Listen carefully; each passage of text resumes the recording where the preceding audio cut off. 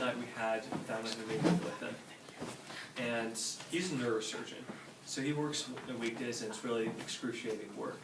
Friday nights he has his date with his wife, and on Saturdays it's kind of his free day and time for church meetings, and Sundays, obviously being a stake president, he has meetings all day. What that man did with us on Tuesdays, Wednesdays, and Thursdays is he would go out with us as missionaries and find and contact people who are less active. I love that. It's touched me. Because now that I've come home, it's the same thing. We go and we do what we feel we should do. And I've been with the sister missionaries on a lesson a week ago. Found out that next week I'm actually going to speak in the ward that I met that family in with one of our good friends, Joe Brockbank. Things happen for a reason, and if we apply ourselves, that's what's going to happen. Selfie, Gary Potter in Russia. Big Red, loved it, yeah. That's a stop sign. Literally it says stop. The words in Russian all have like extra syllables on them, so it'd be like or something like really, really long. And so they just put stop in Russian. That's our Christmas party. McDonald's Empire building. KFC, Pizza Hut, yeah, they do all exist there. This is the work at the Hermitage. So the Hermitage is the second largest museum on the planet. Go on in, sister. So Hermitage is the second largest museum on the planet. What was funny is we were doing service. We're obviously not wearing our tags there, and what we asked people to do is to take off their coats. The guy on the left right there, that's my trainer, Jared Byington, who's actually here today. He told me, okay, there's no real way to tell people to take off their coat in Russian. So what we did is, we told people, could you please undress?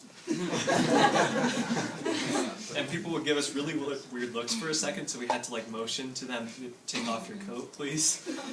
So, yeah, I spent about 3 hours a week telling people to undress. That was us at General Conference making sandwiches for people. That's the Subway. I just want to say, you did that service every week at Hermitage. Every week. And met some cool people there while you were... Yeah, I've met people at BYU everywhere I went. You're probably going to see it in just a second. Here we got LDS 2 is what it says at the bottom. So we had to take a picture of 2 LDS missionaries, you know? This is anyway. I would meet people wherever we went. BYU student, there's Matisse. Matisse Hales when she came to Russia. Now what happened with her is I saw her walk in and she kind of nonchalantly looked and smiled back at me and waved. And I talked to her and she said, well, we weren't planning on going on church today, but we woke up like 9 o'clock and we were thinking, you know what, we should go to church. And did the whole LDS search tool and ended up at that branch and we saw each other. Matisse is a member of our ward. Dancing. I saw an advertisement for dancing there. That's our Russian coins that we used. It's spraining my eyes, John. Yeah, too fast. Sorry. Too fast. Now there's Artyom. Artyom, let me tell you, I told this story just a little bit when I was giving my talk. Artyom's the one who, when he was reading the Book of Mormon, read about tribes, asked us about tribes, asked which one, like if he could find out which one he's from. We said, well, you have to get a picture of a blessing in order to do that. He said, okay, how do I do that? We said, well, first you have to get baptized. He said, then I'll get baptized. And so he did. And Elder Ash was the one to baptize him. 3 hours before this happened, and this has given me a testament of the things that are unexpected, kind of like my dad talked about today. Yeah. 3 hours before, he called us and said, I can't get baptized. I'm sorry, my parents aren't going to allow me to. And we told him, listen, legally, it is your choice, Artyom, if you want to get baptized. You're 23. You can make this decision for yourself. He said, he talked with us, we went, we said, okay, just at least come down to the church for the baptism. And he talked with us, and a couple hours went by. Everyone who come to the baptism and left. We were just talking with him in the park. And he said to us, elders, I appreciate all this, but I can't do it. And so the 8 missionaries that were there, we kind of started to get up and leave. And to this day, I don't know what happened. But he turned around and he said, where are you guys going? We said, well, we're going to leave. And he said, I'm not leaving without getting baptized. We don't know what happened, but he stands right there today because he decided to do that. And we still keep in contact over Facebook. So what tribe is he from? Good question. He actually moved to Vladivostok, the opposite side of Russia, so I'll ask him sometime. This is a chess set that we found nearby. I think, here it is. So me and my trainee, who's right there, we're walking through Russia and kind of the touristy spots. We heard people speaking English, and we're like, oh my gosh, baptism. You know, because we can speak English and it's a lot easier in general. So what happened was, we go over there, and this person turns around. Let me see if it's here. I don't have that picture. Turns around with the chess set that I just showed you, like that, but it has BYU football people and Utah football people. And I was like, you've got to be kidding me. Number one, that they were selling that there, they must really know their customers, because these guys were on a study abroad for BYU. And she was in the same dorm area as I was. So, funny how that turns out. That means skoro будет счастье, which means soon there will be happiness. There's Nate Drashel and his son.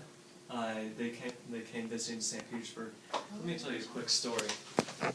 I was on the Klondike as a 12-year-old, like 9 years ago, something like that. And at midnight, I told Brother Drashel, who was my leader, Brother Drashel, I want to go home. I'm tired, I'm cold, I'm wet. And he said, you better not get called to a cold foreign mission. He also went to St. Petersburg, and when he found out I was called to St. Petersburg, he laughed so hard.